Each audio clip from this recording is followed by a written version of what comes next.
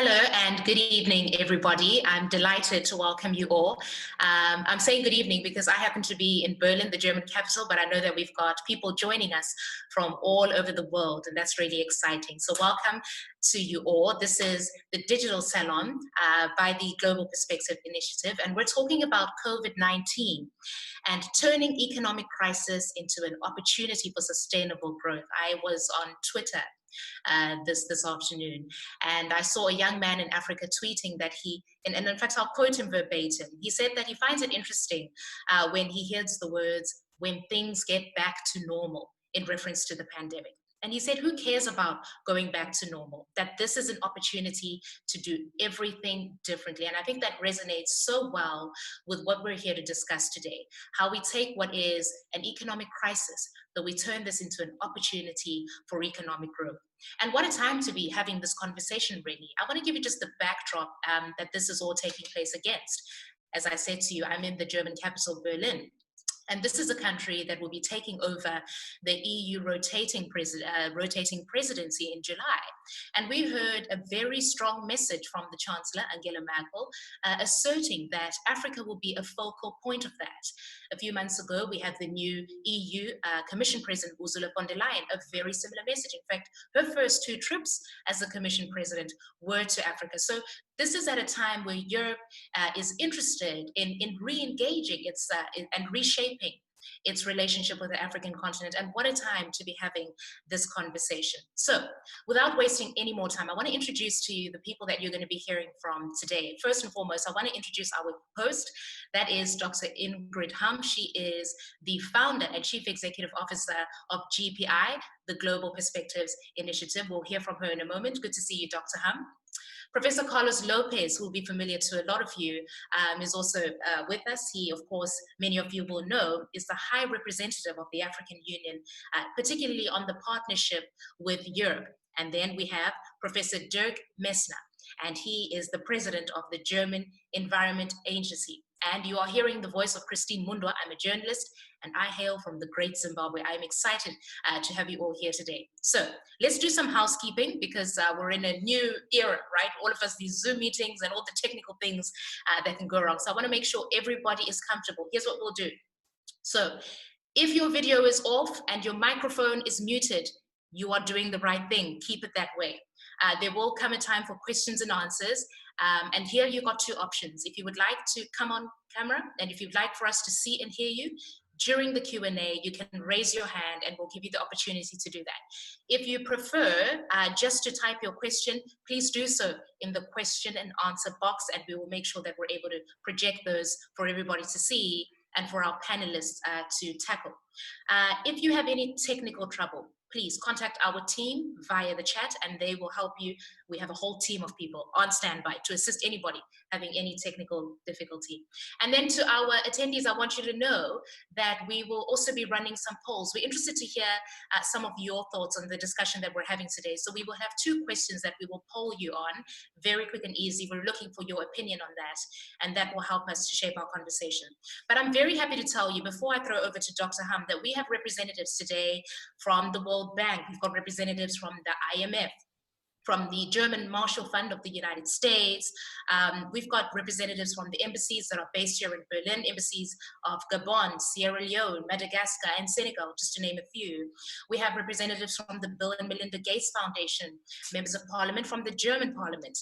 We also have various representatives from the ministries here in Germany, one for economic cooperation and development being one of them, and of course from the federal chancellery. So we are, ladies and gentlemen, in what I like to call good company. Dr. Ingrid Hum, I'll throw over to you now for just some opening remarks as our host. Thank you very much, Christine. You know, the pandemic apparently has set light on the weaknesses and the vulnerabilities of our societies all over the world. And like a fire accelerator, it has inflamed societal problems. So the economic fallout. Dr. Hum, I have to stop you there because your microphone is muted. You're going. Can you hear me now? Now you can hear me? Thank you. Sorry, once again. So the pandemic has set light on the weaknesses of our societies all over the world. And like a fire accelerator, it has inflamed societal problems. The economic fallout of the corona crisis has hit Africa dramatically and with a destructive energy. But the pandemic also opened new perspectives on future solutions and changes. We are looking forward to analyze new perspectives on future solutions and the current situation in Africa. And we would like to discuss whether and how it could mean a turning point for sustainable growth. So we invited to this conversation two experts who always see the light of opportunities while walking through the pandemic tunnel. And I'm looking really very much forward. I'm so happy that Dirk Messner and Carlos Lopes are with us. So please, Christine, it's your turn. Fantastic, thank you very much. Okay, so Professor Lopes, I just wanted you to start out here by just lay it all out for us, right? So the world over, people in power are having this conversation about how to recover from the economic crisis that has emerged as a result of the pandemic. Tell us why in Africa, the economic consequence of this crisis is going to be potentially disastrous. Just give us a sense of why that is the case. Well, it was the words of the IMF managing director that we are living in exceptional times, and therefore we need exceptional measures. We need to confront this exceptional crisis with exceptional attitudes. The current policy and governance models that we have are really unable to address these large-scale precarity issues that we face in Africa, associated with informal employment, with high density urbanization, and all the difficulties that we have with economic activity not being completely modernized. So COVID-19 is basically exposing these pre-existing conditions and are making them much more acute with the extremely vulnerable to the impacts being enforced in lockdown, social distancing measures, other emergency responses that have obviously a justification from a sanitary point of view, but beg the question about the trade-offs between lives and livelihoods. And we know, for instance, the most cases of tension that we have witnessed over the last few weeks result precisely from this kind of trade-off becoming difficult to manage, difficult to govern. And I think the more we know about the characteristics of COVID-19, the more we are obviously obliged to take into account the fact that some characteristics of Africa are quite different from other geographies, and we need to take that on board. We need to respond differently, and that is not always the case. We are imitating often with illusion that we are addressing the issues, and as we have seen over the last 2 weeks, it's getting much worse from a sanitary point of view. But I will just finish with this thought, Christine. I think the sanitary dimensions of the crisis in Africa are not going to be even close to the impact of the economic dimensions of the crisis. It is in the economic side that we are going to suffer the most for a variety of reasons that I hope we'll have an opportunity during this conversation to enlighten. Yeah, I certainly will come back to you on that, because I think that is quite a poignant statement. You're basically saying that in terms of from a health perspective, it's going to be nowhere near to what we're experiencing from an economic perspective. But I want to stick with you, Professor Lopes, because I want us to talk about where we're particularly vulnerable. You've talked about some of our structures, you've talked about our governance, but for example, that many of our economies, the biggest economy on the continent, for example, is heavily reliant on fossil fuels, oil. Is that a particular vulnerability? And that then puts us in a different position in terms of, you were referencing the copy-paste that we've seen in terms of how to respond to this crisis. But talk to us a little bit about the vulnerabilities that are unique to us, especially on our reliance on raw materials. Yes, our vulnerabilities come from three perspectives. The first is the way we have structured our economies. It's very much commodity dependent. We have 40% of our exports coming from fossil fuels. We have an enormous dependency, 35 countries in the category of highly dependent commodity exporters, which means 80% of their exports come from commodities. And the problem, as you pointed out, is that all of this is raw, non-transformed. So together with the natural resources, we are exporting basically jobs. The second biggest problem that we face is the fact that we have not modernized enough our economic structure, and as a result, our tax systems, our domestic resource mobilization capabilities are not up to par with the public demands and what a modern state is supposed to deliver. And we believe that often this is going to be compensated just by development aid, and that obviously is a mistake. We'll have to do our job, we'll have to do structural transformation ourselves. Aid can be there as a head-on, but it cannot be a replacement for structural transformation. And then the third problem that we face is climate-related. You see, this crisis comes at a very unique moment where we have floods in Eastern Africa, locust invasion in the Horn of Africa, we have drought in Southern Africa, we have tensions in the Sahel because environmental distress. So we have reminders all the time that climate is with us, and the climate impact resulting from the way the world is treating the environment is disproportionately affecting Africa more than any other region. So we need to engage on climate justice discussions, obviously, but we need to do our part too. So with these three challenges in front of us, we have some uniqueness in the way we confront any crisis, and this one is just one more. And I think the sanitary dimensions are also a reminder that we have been encroaching on the possibilities for biodiversity to express in a more sort of usual pattern. We are accelerating phenomena like virology has been changed because of the way we are treating the environment. And as a result, we have to prepare for many pandemics, this just being one. Professor Messner, you guessed it. This is the time that I bring you into the conversation now, because he has touched on, Professor Lopes, that is, he's brought in climate change here. And I thought we would start by you establishing just what COVID-19 has meant for the fight against climate change. And if I could double that up with the impact that it's had on the environment. Mm-hmm. So the first reaction to the pandemic was closing down our economies, bringing down mobility and stopping industries. No? So the immediate impact of COVID was that we consumed less resources and we had lower emissions of carbon dioxide.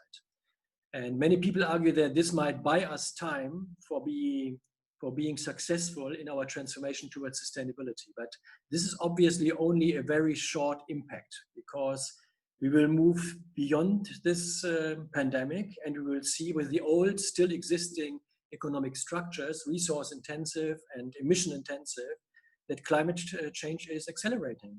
And resource consumption and the pressure on ecosystems will still be there. So COVID is no good instrument to fight climate change and to get transformations towards sustainability going. This is the first very important point.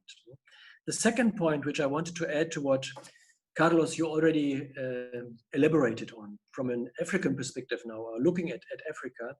I mean, Africa, if you look at it from the environmental and climate perspective, I would argue, has three major challenges, a triple challenge. You know? The first thing is that Africa, and all of this in the context of the pandemic crisis. You know? So Africa has to adapt to climate change issues. Carlos, you mentioned this. You know? Drought and the impacts of climate change are being felt in Africa already. From a European perspective, we often underestimate that, because the severe aspects and dynamics of climate change in Africa are already there. You know? We don't see it from a European perspective. We don't feel that. So you have to adapt to the impacts of climate change. This is one. You know? And then there is a second element, obviously. You also alluded to this already, Carlos. Also, African economies have to move towards decarbonization pathway. And many countries are being based on fossil fuels. So this is not easy. And if we say that in 2050, the emissions globally has to move towards zero, also Africa has to contribute, as difficult as this is. And there is a third element, which is not so often discussed, which I wanted to bring into our discussion here. We currently had a guest from Africa. Carlos, you will know her, Fatima Denton from the United Nations University. She's heading the United Nations University Program for Africa, doing research on resource-based economies in African countries. And we debated the European Green Deal, and we debated European climate protection programs. And the good news here is that we try in Europe to formulate answers to the impact of COVID, focusing on the Green Deal and on climate protection. This is nice. This is good. And we are always arguing, and I'm completely arguing in the same way, that climate protection in Europe and in the OECD world is something which is important for the survival of the African economies, because the impacts of climate change on Africa are so strong. But now there is the annex which I wanted to bring into our discussion. When we discussed with Fatima Denton about the impacts of the Green Deal in Europe and a hopefully successful climate protection strategy in Europe and in other OECD countries, this will also have difficult economic impacts for Africa. Carlos, you mentioned this implicitly, because you said that an important part of African exports is being based on fossil fuels. We are going to reduce in Europe now, hopefully accelerating our emissions. So less exports of carbon is what we are talking about, less exports of fossil fuels. And then we talk about a circular economy in Europe and beyond, and this implies less exports of resources. Africa is being based on fossil fuels and the export of resources. So this implies that the African economy, in the context of the pandemic crisis, needs to adapt to climate change, needs to mitigate climate change and environmental impacts, and needs to adapt to successful climate protection in Europe and elsewhere. And this is the situation in which I see the African continent. It's interesting. Thank you so much for that. There's so much that you've said in there that I do want to pick up with you again on.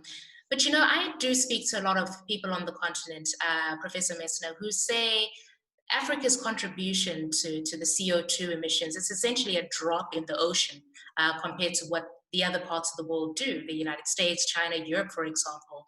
So they don't necessarily see this pressing urgency. And perhaps please talk to that. Why should we be because when I'm listening to you, the urgency that you're speaking with, and I can sense that it's a real passion, there are just not a lot of people on the continent, on the African continent, who feel that same sense of urgency, because they hear things like, well, you've got countries like Kenya, for example, who pretty much rely only on renewable energy to generate power capacity. So address that for us. But then I want you to couple that with the opportunities that we now have in that context. You're talking about the future and how we can look forward to the future and how we do it. So my question there is also, what does a sustainable transformation of African economies look like when we talk about diversification and making our economies climate friendly? So those two things I'd like for you to do for us right now. Okay, yeah, thank you, Christine, for your question. Your first question. So, I mean, what I also know from the European context is what you are telling me about the African context. I had a meeting with 36 environment agencies from across Europe. So not only the European Union, all European countries. And we talked about COVID, the impacts of COVID on our countries, and about recovery programs. And the interesting thing was that the stable economies, the wealthy and most dynamic economies, they talk easily about green recovery. So from the perspective of Germany and Norway and Sweden and Denmark and the Netherlands, in this discussion, it was clear. This is the moment to invest more money in innovation towards sustainability. So climate protection, circular economy, green infrastructures. As we are investing so much money now, let's invest it into the future. Very clear. And then the other part of colleagues around the table started to talk. No? So those who are starting with high unemployment already into this COVID crisis, no? And those who are starting with high public debt levels already into this COVID crisis. And the discourse was different. No? The discourse was that in these societies, the economically weaker ones in Europe, the social dimension is much more important from the perception of people and decision makers than the environmental issues. They seem to be a luxury. No? And this is similar in the African context also. No? Carlos, we discussed this several times in different panels. No? Although I observe, and please correct me, Carlos and Christine, no? I observe that during the last 10 years, my feeling is that in international discussions which I'm having, during COP meetings or African Union meetings and workshops, the knowledge of African people and African experts and decision makers about the impacts of climate change and environmental change for Africa and in Africa, the knowledge about this is growing. You know? So the understanding that Africa needs to be part of this green transformation, sustainability transformation, from my perspective, is gaining political impact also. No? If you listened at COP to African negotiators are driving now OECD countries to accelerate climate change mitigation initiatives. This has been changing, no, during the last 10 years.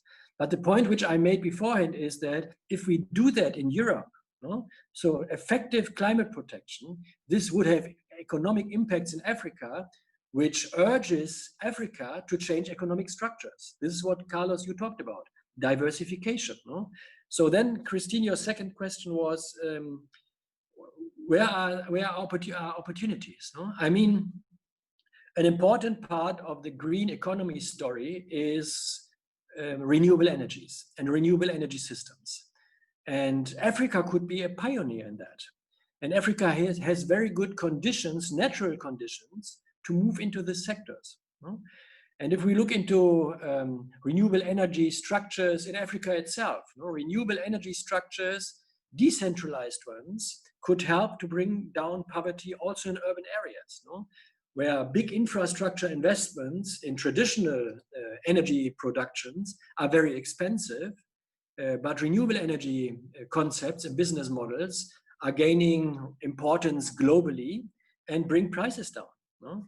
And then we have in the European context, and I'm finishing with this thought, a debate of hydrogen strategies. No? I think that African countries could become part of this equation also. So new markets are emerging when we talk about sustainability transformations, and countries in Africa could profit from this. So it shouldn't be seen as a threat. It shouldn't be seen as a new market which is emerging there, with opportunities of countries which do have good natural conditions in these fields. A very interesting case, and thank you so much. And I also appreciate the fact that I am able to throw as many questions, and both my very sharp panelists can handle them both in the right order. Okay, I'm just going to take the opportunity now to introduce the fact that we are going to put a poll up, ladies and gentlemen, and we would like for all of you attending to just read the question and give that an answer. As that is being put up, I'll just point you to our Q&A chat. From everything you've heard now, and perhaps maybe even questions that you brought in, feel free to write in our Q&A chat. But in the meantime, you should now see a poll on your screen. There is a question there and a few options. You can pick one, and we will then look at the results together. So I'll give you a second to do that.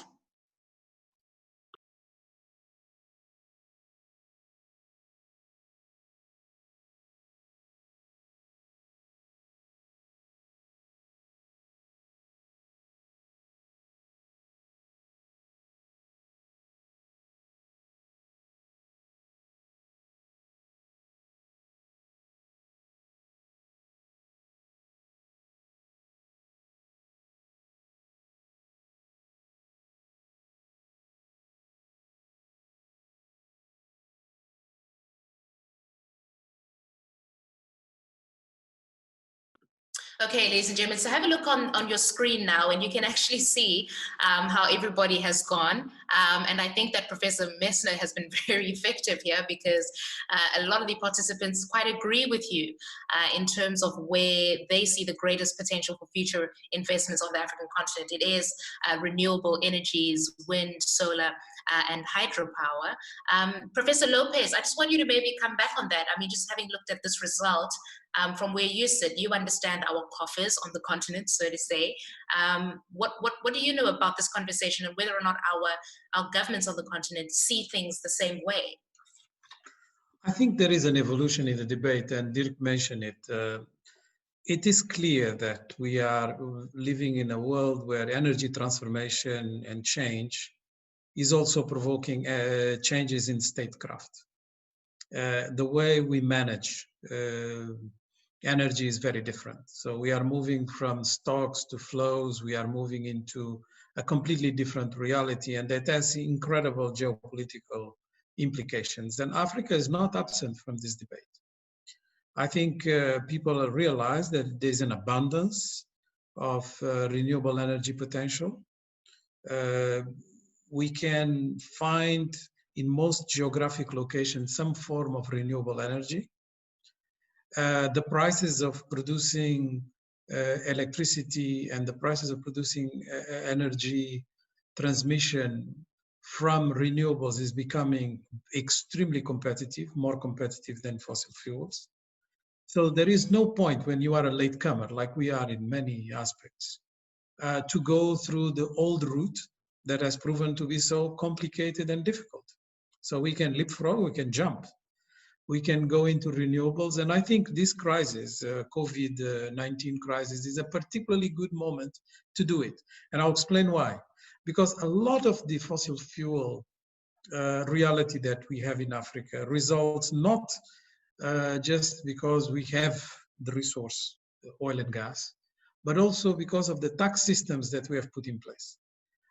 A Byzantine tax system that basically contributes for the use and subsidizes the use of fossil fuels. And this is the right moment to get rid of it, because we have stimulus packages, because we have prices of fossil fuels at very low.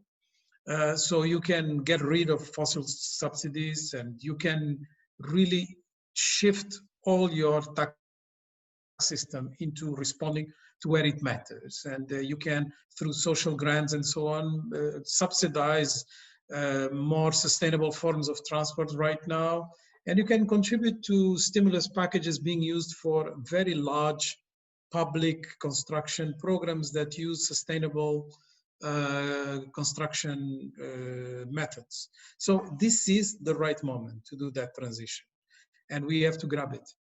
But beyond just COVID-19 opportunities, we have also obviously the global discussion about energy and climate change. And in that larger discussion, I hear the Europeans wanting to have a Green Deal, and one has to be, of course, very supportive of that. But it has some negative impacts for Africa, not only for the reasons that Dirk already mentioned, but also because it's going to come with lots of targeting.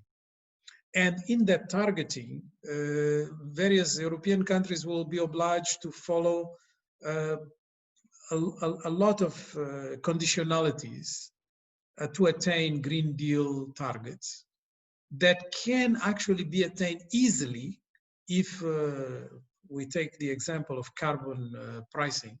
You can easily transfer the problem to Africa. I will explain. For instance, if you have to import X amount of greener and certified low carbon imports, where is it easy to do it? With the African imports or with the Chinese imports? You will do it with the African imports. And that is the danger that we can have, is that Africa will not be prepared and will suffer before it operates its own transition. So we will need to discuss these issues in a greater level of detail. I always like to remind my European counterparts that it is always mentioned that they are the #1 trading partner of Africa. Europe is, no doubt. It's the #1 trading partner, #1 investor, #1 provider of development aid. But the reality that I like to underline, because it's never mentioned, is that we are the #3 trading partner of Europe. We are more important than Japan. We are 3 times India. We are more important than all of Latin America and the Caribbean combined. This is never mentioned because Africa is not treated as one.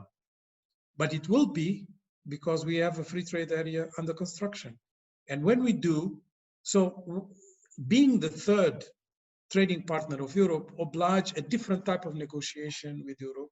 So we have a continent-to-continent approach that takes into account the vulnerabilities of Africa and helps Africa operate the industrialization that it requires, but a green industrialization.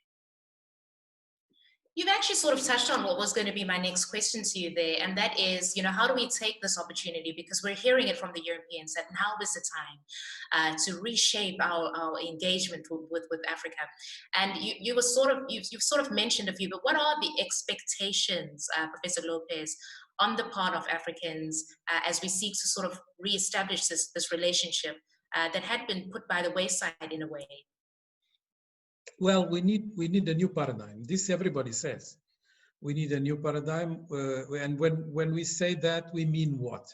We mean that the current paradigm has failed, not necessarily, but the current paradigm does not respond to the challenges of the future. And it does not respond partly, not only, but partly also because it's development aid centered. And this is not the future.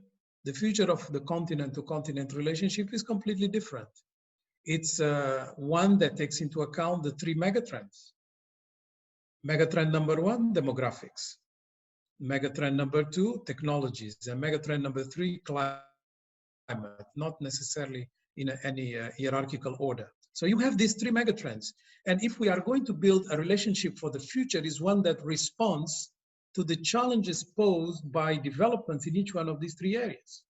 And obviously with the demographics in Africa, with an average age of 19 right now, you can imagine that the kind of situations that we're going to live in the future, with the increase of population and the fertility rates as they are, it's going to be completely different from the way we see demographics today.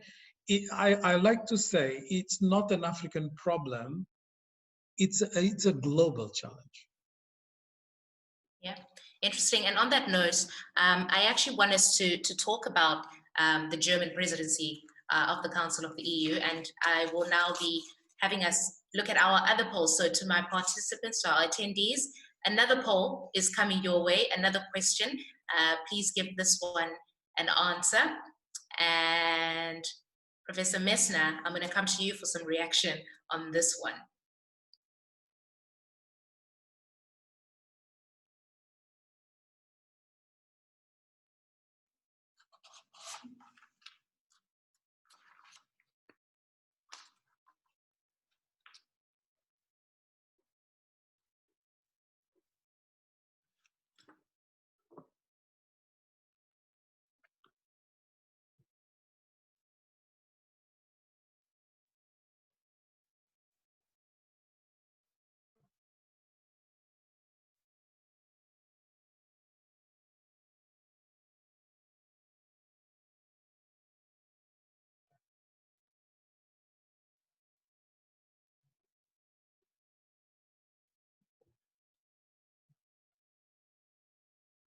Okay, and no surprise there. Ladies and gentlemen, the result of this tells me that we are doing very well and that the message is coming across.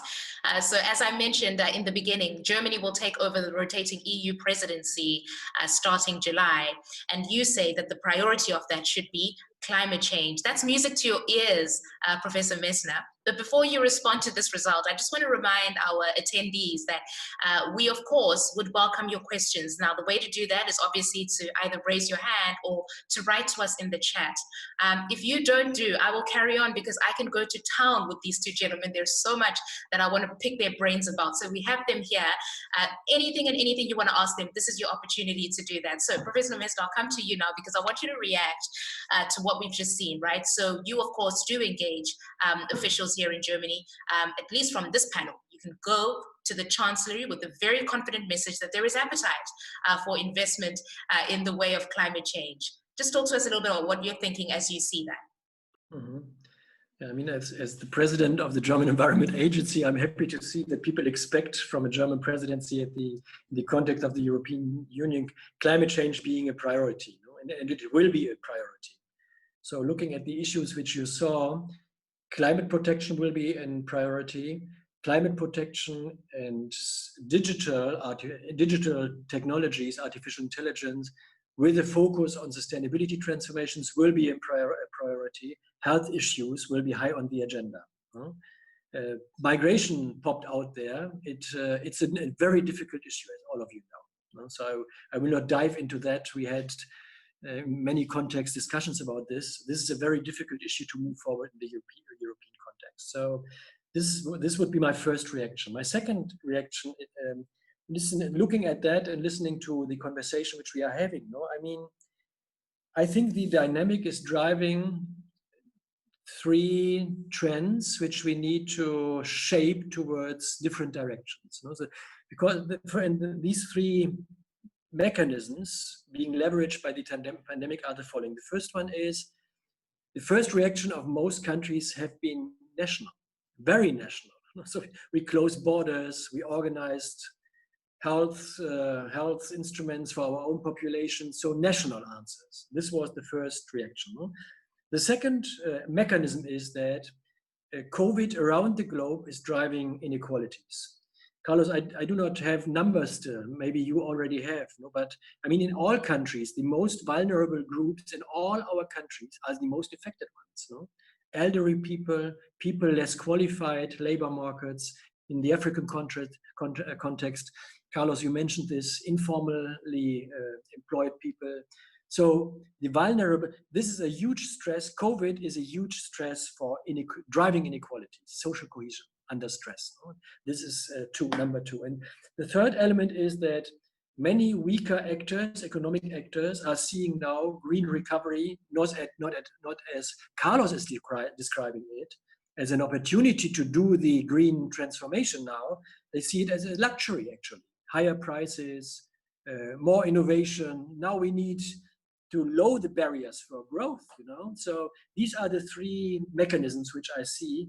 And what we need to do is we need to move from national answers and national reactions to international solidarity, obviously, and international cooperation. From inequalities being driven by COVID, this needs to be leveraged by strong investments in social cohesion and social security nets and equality. And the third element, seeing, as Carlos mentioned, this situation as the moment for driving investments towards sustainability and the green economy. But there is no automatism at all.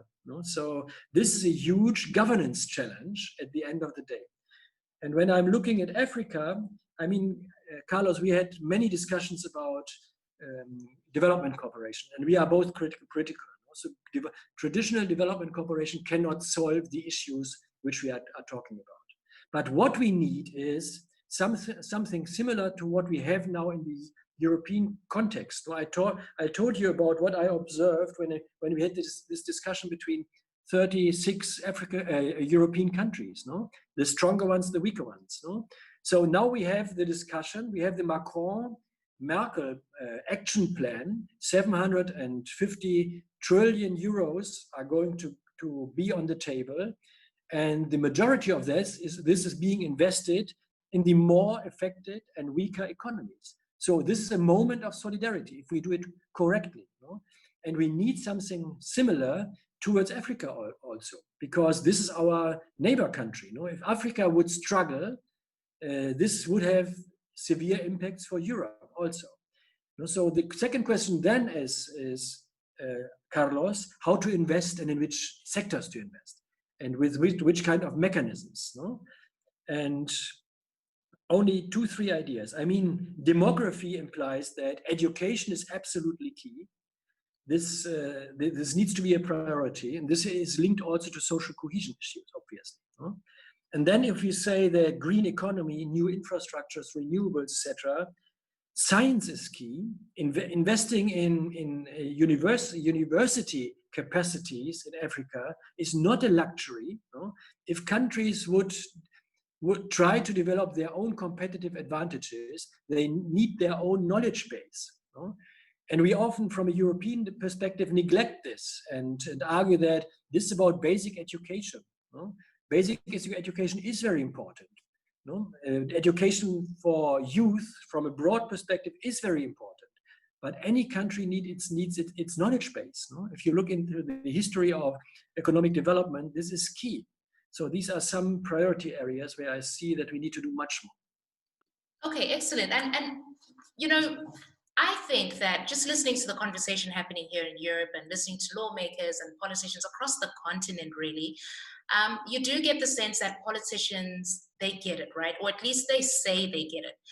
But we have to follow the money here, Professor Messner. And I wondered if industry is here in Europe is interested in making these investments on the continent, right? Into saying, we're going to venture onto the continent and we're going to make these meaningful investments in some of these key areas that you've identified, because that's where the problem is, isn't it?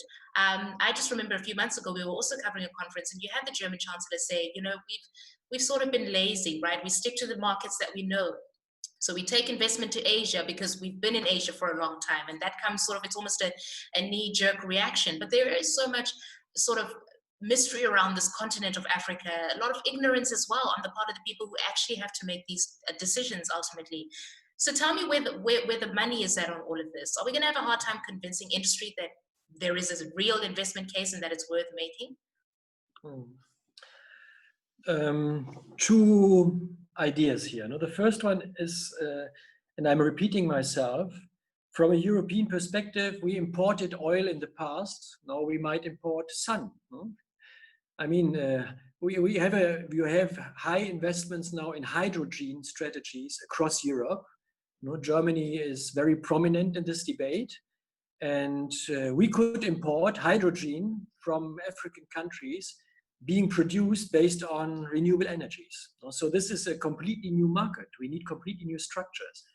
And we had fossil fuel-based export structures with African countries. Let's substitute those by renewable-driven trade relationships. No? Second thing, agriculture and food and health, no?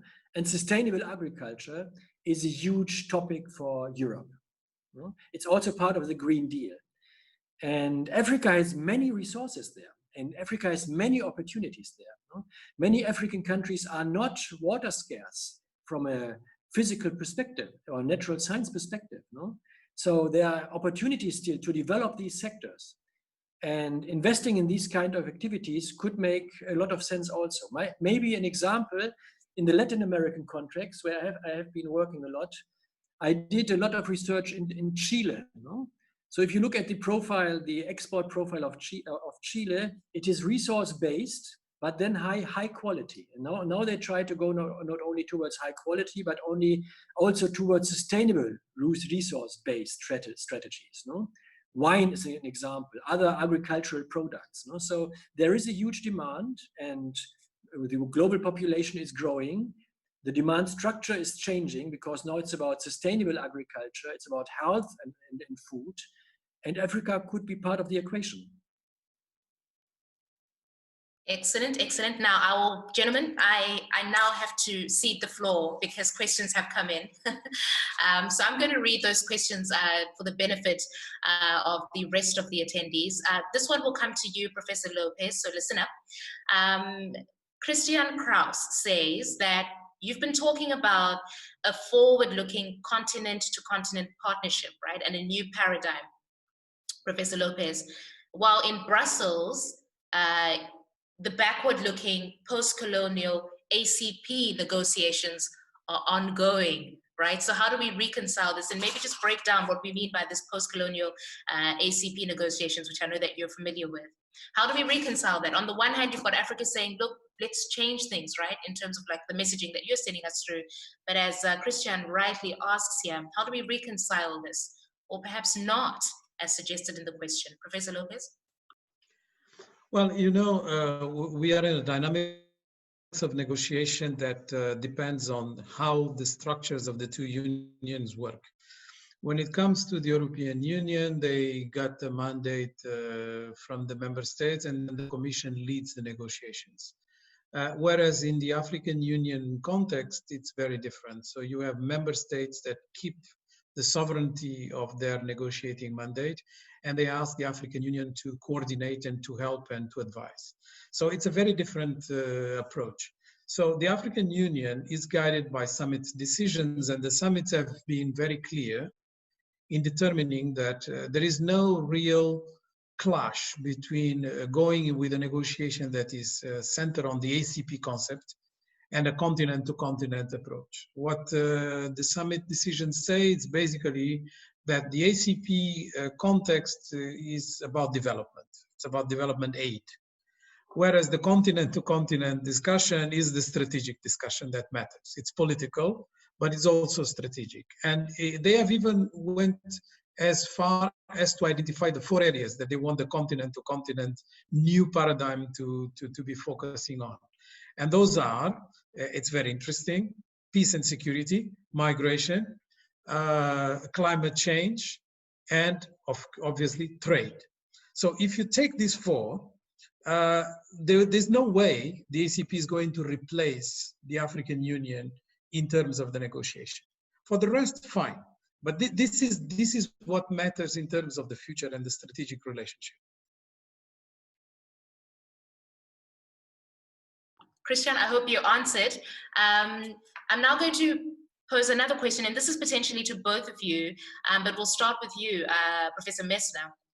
Peter Eigen says, since national approaches cannot resolve issues, what do you guys think of the role of civil society to join in improving global governance? Should we work to stop the shrinking space for political advocacy by civil society organizations? Professor Messner, we'll start with you. Yeah. I mean, we did not discuss until now global governance issues. No, it has not been part of our conversation. Global governance is in a difficult situation. No? Multilateralism is, people say, at stake. No? And we have strong drivers, strong formally drivers of multilateralism who now moved into the nationalist camp. No? Even in Europe, we have governments looking into this direction. So global governance is something we all need to invest in and work for, from my perspective. And if we look at our 2 continents, I would share what Carlos said, that we need a continent-to-continent perspective. And maybe we could, I mean, our countries and our continents are different in a sense, but also similar from other perspectives. No? From the perspectives of the huge global governance power structures, Carlos, all our countries in Europe and in Africa are middle-range countries to small ones. No? So we have a huge interest, all of us, no? African countries, but European countries, the same story. We have an interest in existing and strong and fair and effective multilateral structures. No? And we could work together towards supporting multilateral structures, because we do not belong to this handful of very strong nation states who can drive all the rest. No? So this is one. Then for the cooperation between our continents, I think that when we talk about economics, continent to continent is key. Because I share what Carlos, you said, no? Africa is an interesting trading partner for Europe, but only as a continent. No? If you look at individual countries, from a German perspective, South Africa is important, but all the other ones are very, very, very, very small partners. No? So only the continent-to-continent perspective helps us to mobilize the potential advantages. No? My last sentence, the question also mentions shrinking policy spaces. This is a serious issue around the globe, but also in in Africa, obviously, but even in European countries. No? So defending political spaces and defending political freedom is very important. And one aspect which we have not discussed until now, I mean, COVID also supports authoritarian rulers, no? Because we do have very strong regulatory frameworks now, controlling people for good reasons, for health reasons. But if we don't open up again afterwards, we would have bad results regarding governance structures. No? So this element of having political freedom as one of our most important objectives is something which I would strongly support. Excellent. Professor Lopes, I'm just going to point you out to the fact that I am watching the clock. I am an African, but I do understand and appreciate German time. And that is what we're working on today. So as you answer that as well, and speak to just, I guess, also if you could zero in on Peter Eigen's question, where he's the emphasis on the civil society here, because what I do want then is closing remarks from the both of you. So bear that in mind as you take this one. Well, I can make it quite short, Christine, because I agree with everything that Dirk said. Maybe just add one sentence by saying that Africans and Europeans support multilateralism because it's in their interest to also come together in what really matters in terms of, not letting trades slide into protectionism, making sure that climate is protected because the two continents are very much at stake, and so on and so forth. So we really have common interests here. And moving into a new paradigm is precisely bring to fore these commonalities because they are quite strong. On the civil society issue, yes, there is shrinking of the policy space and the political debate space. And I think we have to be very attentive because democracy, representational democracy in particular, is under attack everywhere in the world. And Africa is no exception. So we are part of that movement where, proliferation of populism, the phenomena of social media and fake news, the possibilities of taking hostage the debates that traditionally were protagonized by civil society, by forces that are a bit hostile and spoiling the space for genuine and congenial debate is a bigger issue. And I think we have just to be attentive to it. Okay, now comes the time for some very sharp and precise closing remarks. I'll ask the both of you to do that, and then I'll come to you, Dr. Hum. So perhaps let's start with Professor Messner.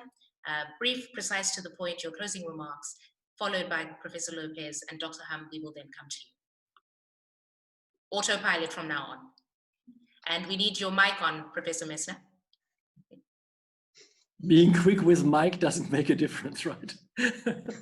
Yeah, so my most important point now at the end of our discussion is that I hope that the cooperation with Africa in these different dimensions which we discussed will have a main importance during the European Union's presidency of Germany. And I strongly work into this direction also with colleagues. This is a unique chance, to bring these different crises, the climate thing which we discussed, the trade challenges which we have, together with the pandemic, the answers to the pandemic. This is what we need to work on now. And the European presidency is a chance for that.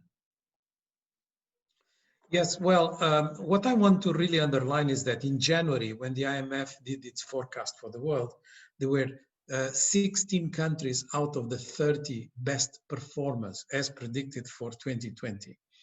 And also 21 countries in Africa were going to have growth rates of at least 5% or more. So that was really a quite strong indication of the direction that Africa was having in terms of economic growth. And all of a sudden, COVID has just changed everything.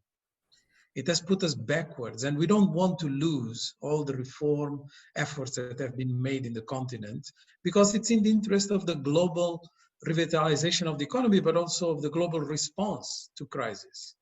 As we know, COVID will not select a country to be immune. So we need to respond globally to this pandemic. So it is really a call for us to all invest in the transformation of Africa, not just the Africans. It's not an African problem, as I say, it's a global challenge. Fantastic. And Dr. Ham, we'll come to you now. Thank you, gentlemen. Thank you very much, Christine. First of all, let me thank you, especially you, because your moderation was terrific. And the two experts, one better than the other, really admirable. What I take away is that we in Europe are carrying a big, big responsibility, and we should not miss the momentum that is offered also by the pandemic. So when Germany has the presidency in the European Council, to make sure that Africa is our neighboring continent, it's really our neighbor in any sense, and also in an economic sense, when we are the third important partner of Europe in the world. So we really should invest into the social, the health, the education, the economic, the governmental issues in Africa as a partner, not as a patient only. So maybe this is also a chance to change the narrative of development from focus on aid, focusing on cooperation. Fantastic. I love that. I'll be quoting you on that. A partner and not a patient. And with those remarks, ladies and gentlemen, I'd like to thank you all for taking part. To my esteemed panelists, Professor Carlos Lopes, Professor Dirk Messner, thank you so much for your incredible and most valued insights, especially at a time like this. Dr. Ham from the GPI, that is the Global Perspective Initiative, our host today. Thank you very much for organizing and putting together this very poignant conversation. I'll just add that as a young African, I mean, it was raised that we're talking about a continent with an average age of 19. And, you know, I speak to a lot of young Africans who sometimes express to me how discouraged they are about their futures. They don't necessarily feel that there are many prospects for them. But then I sit in conversations like this, and I'm encouraged because I think that we have some very solid ideas. It just comes to the execution. And many of you who are taking part in this conversation today, either as an attendee, are very instrumental. And so this is my appeal as a young African speaking on behalf of a very young continent. Let's do all that we can to shape the future for what is a very bright continent. You know, I speak to young people who have ideas. They just want somebody to bet on them and give them that opportunity. And I heard about investments in education. And if this is how people on this side of the world are thinking about the continent, I have no doubt that we're going far and we can achieve a lot. And that this time, that this very moment, as I heard in this conversation, is our opportunity. And let's not let it slide. So to my attendees, many of you I didn't see, but I know you were there. Let's take this moment. Let's push for that, right? Because you guys have just reinvigorated my energy. I'm going to go all over social media and tell people wonderful things are coming. Let's take advantage of this very moment. So thank you. Thank you, ladies and gentlemen, for joining us. Some of you have been very kind to send me some compliments via the chat. I appreciate all of them. And we will be back, ladies and gentlemen. I will make sure we do this again. I will force Dr. Ham to bring us all back together again. So thank you, everybody. See you soon and goodbye. Well done, Christine. Bye-bye, Carlos. See you soon, hopefully. Thank you all. Yeah. Bye, Dirk. Bye-bye, Frau Ham. Bis bald. No?